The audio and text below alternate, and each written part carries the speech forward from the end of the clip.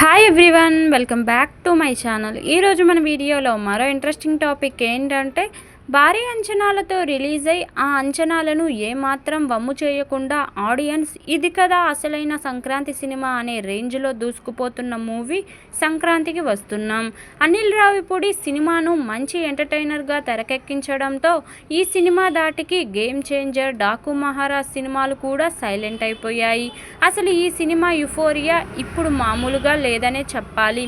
సంక్రాంతికి రిలీజ్ అయిన ఈ మూవీ ఇప్పటికీ థియేటర్స్లో దూసుకుపోతుంది, కలెక్షన్ల వర్షం కురిపిస్తుంది. గేమ్ చేంజర్ దిల్ రాజుకు ఎంత దెబ్బ కొట్టిందో కానీ సంక్రాంతికి వస్తున్నాం సినిమా మాత్రం ఆ దెబ్బను తొందరగానే మాన్పించింది. ముందుగా ఈ సినిమా అంత హైప్ లేదు.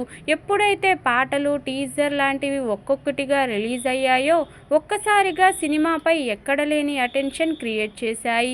దీనికి తోడు టాక్ కూడా ఫుల్ పాజిటివ్గా రావడంతో సంక్రాంతికి వస్తున్నాం సినిమా బాక్సాఫీస్ దగ్గర వసూళ్ల సునామీ సృష్టిస్తుంది. మామూలుగానే వెంకీ మామ సినిమాలంటే ఫ్యామిలీలో పిచ్చ క్రేజ్ ఉంటుంది. అలాంటిది చాలా రోజుల తరువాత ఫ్యామిలీ సినిమా, అందులోనూ సంక్రాంతికి రావడం ఈ సినిమాకు మామూలుగా కలిసి రాలేదు. అసలు ఈ సినిమా యుఫోరియా ఏ రేంజ్లో ఉందంటే, 2 తెలుగు రాష్ట్రాల్లో దాదాపుగా థియేటర్లలో సంక్రాంతికి వస్తున్నాం సినిమానే బొమ్మ హౌస్ఫుల్తో సందడిగా ఉంది.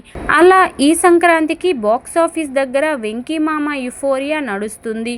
కొడితే కుంభస్థలమే అన్న రేంజ్లో వెంకటేష్ జోరు చూపిస్తున్నారు.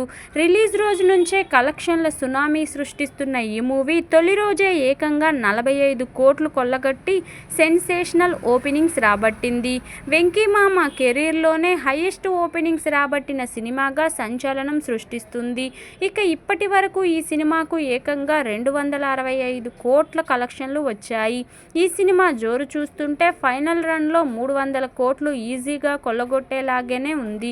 చూడాలి మరి ముందు ముందు ఎన్ని కలెక్షన్స్ రాబడుతుందో. ఇదండి ఈరోజు టాపిక్. ఈ వీడియో కనుక మీకు నచ్చినట్లయితే లైక్ చేయండి, షేర్ చేయండి, సబ్స్క్రైబ్ కూడా చేయండి.